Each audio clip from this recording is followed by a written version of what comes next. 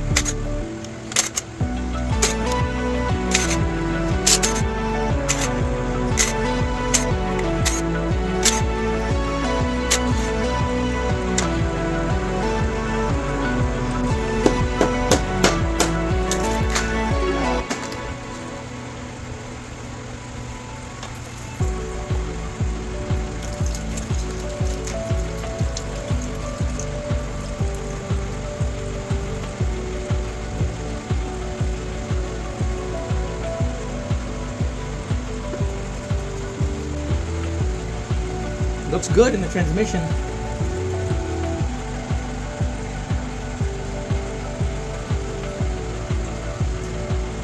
In the pan, it has normal wear and tear. You can see on these magnets. You can see the wear and tear on the magnet. This is metal. It's I think it's a little bit more than I would like to see, but the transmission is still working. Definitely wearing down. It's going to need a new transmission at some point. I'm going to take this filter off next. We got two 10 millimeter screws there.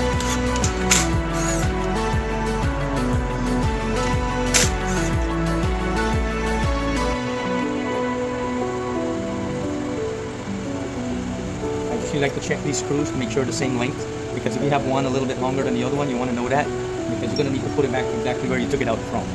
So keep that in mind. Also, this filter has an O-ring seal right here. Make sure you put one back on when you go in back up with it. You're gonna need a 10 wrench to get the upper 10 millimeter. Let's see.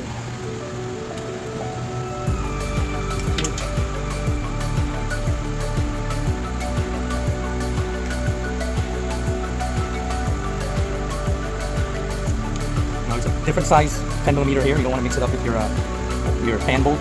It's shorter. So remember that.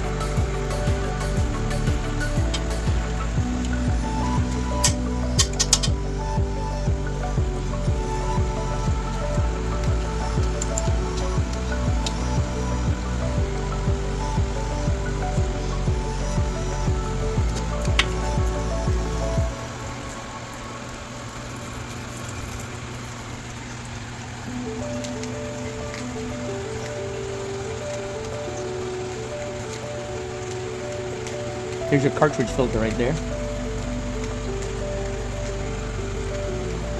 Also, there's your seal. You're going to want to replace this with a fresh one. And there's that cartridge filter. It's blocked on one side, it closed off on one side, and it opened on the other side, so make sure you're putting it the right way. The open side goes in.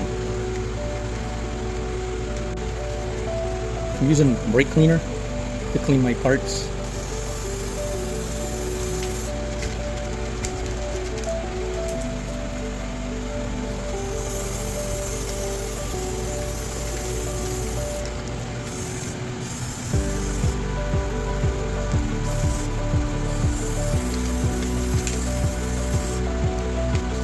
You're gonna have to do a little scrubbing on the surface where the gasket goes, so don't forget, get a razor blade and scrape it, or a scuff pad, and just pass it on there and clean off the old back gasket before you go back in with the new one. You're also gonna have to clean out the pan.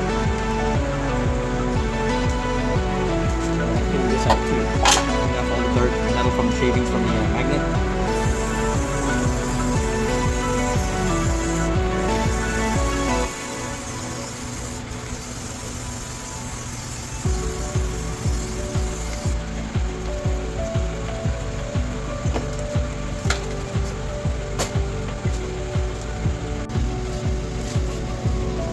You can use your old t-shirt to clean this magnet.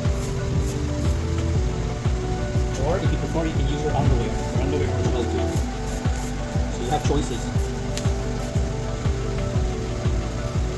You also can use your own underwear.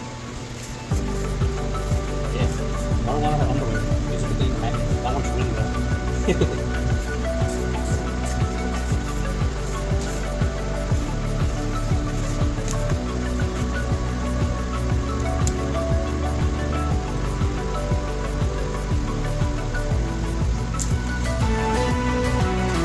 Okay, so now I'm going to show you some parts.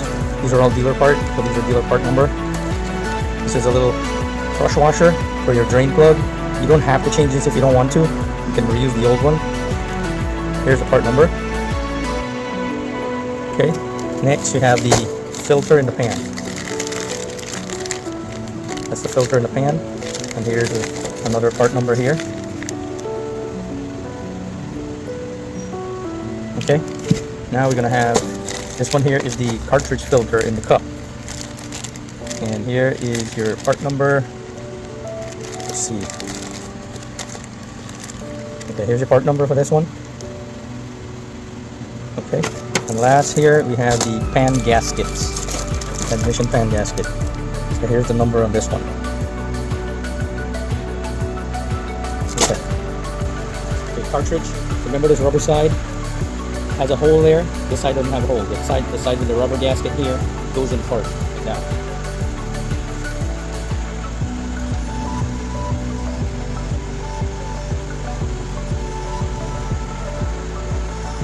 Okay. Might have to put a tiny bit of oil here. I'm going to borrow it from right here. Put it there. And it'll help the slide on easier.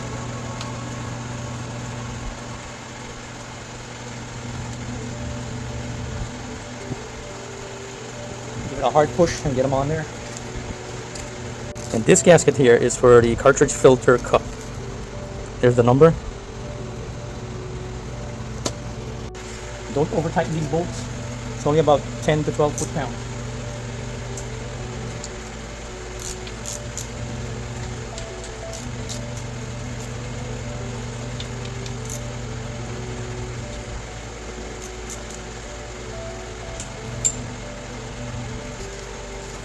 Pull out the oil on that new seal right there.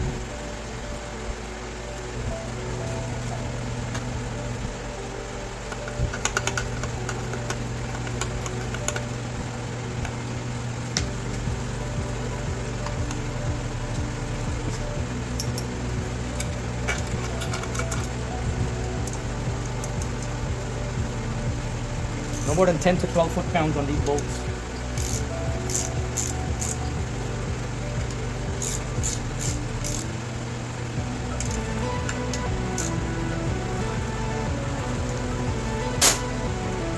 Pan is nice and clean. Clean up the magnets. Get a fresh gasket. You don't need to put any glue or silicone or anything on the gasket. You go dry.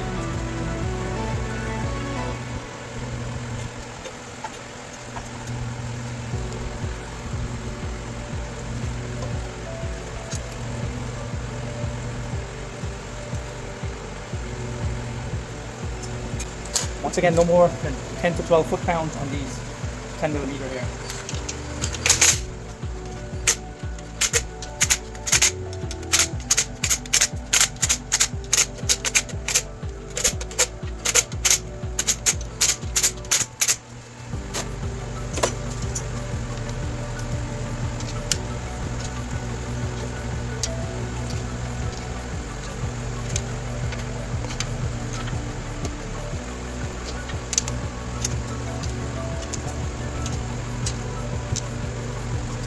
Like I said, there's one thing I forgot to tell you.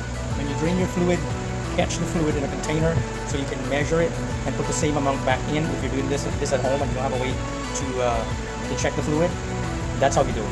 And if you don't have a transmission leak, Then whatever you take out, you put that back in, and then you can add just maybe a quarter of a quart bottle extra fluid. Don't put any extra more than that. So, or you can stay with the same amount you took out. I would normally top it off a little bit more if I have to. So that's how you do that. Here under the hood, this is where you're gonna fill your fluid. This is not a dipstick, it's just a cap, and you gotta gonna need a pick or something to take that off of there because they don't want you to take it off. I believe you could buy a dipstick for this if you need to, and that's the reason why you want to measure your fluid. Whatever you take out, you put back in. That would be the easiest way to do it, unless you're looking for a hard way to do it. Okay, so this is the little cap for the transmission dipstick. You're gonna have to get a pick, a little flat screwdriver, and push in this hole right here, and then brace it towards the outside like that, and pull up to get them out from there. There's a little flippy thing in here. You got a funnel. I'm going to add 4 quarts of Nissan genuine CVT transmission fluid, and then I'm going to recheck, see if it needs any more. It's usually average about 4 quarts when you do a service on it. What your fluid is going to look like. So there's a part number there if you need it. 4 quarts. Okay, here we go. This fluid is actually green. Special fluid for CVT transmissions. Don't put the wrong fluid in there or you're going to mess up your transmission. That's why I usually like to use the Nissan genuine fluid for it, because CVT transmission are not cheap to replace.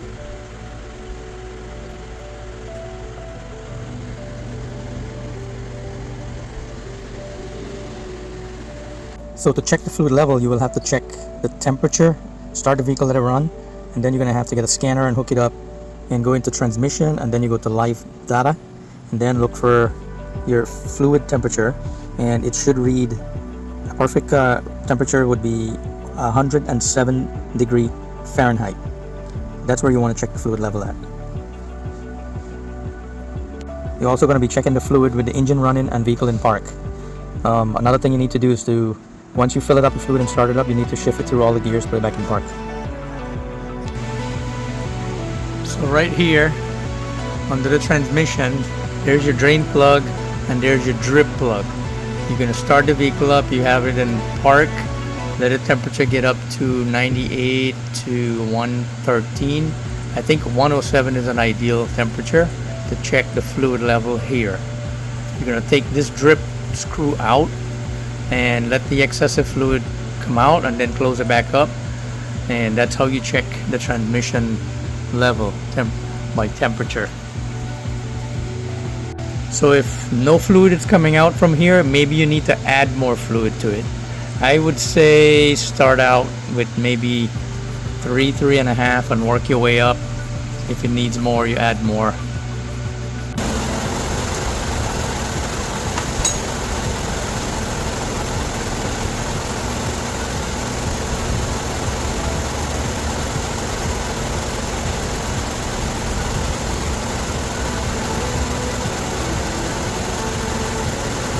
So it's not coming out, I have to add fluid to it.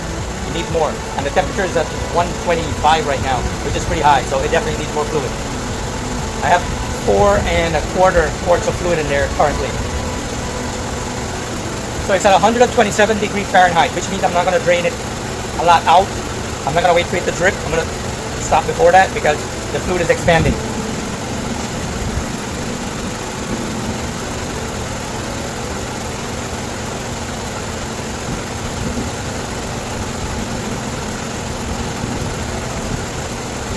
So it still needs a little bit more.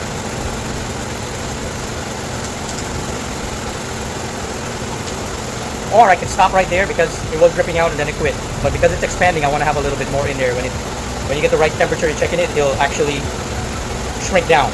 So yeah, I'm going to add a little bit more and it'll be fine. So it took 5 quarts of fluid to the right temperature. Hey, if you like this video, please like, share, and subscribe. Tell a friend, tell a cousin. I have other videos that you can go and check out, auto repairs, and hey, I'm always making videos, try to give you guys some nice tips so you can go ahead and do yours yourself if that's what you want to do. Hopefully this video helped you some. So until my next video, you guys have a great day. Thank you very much.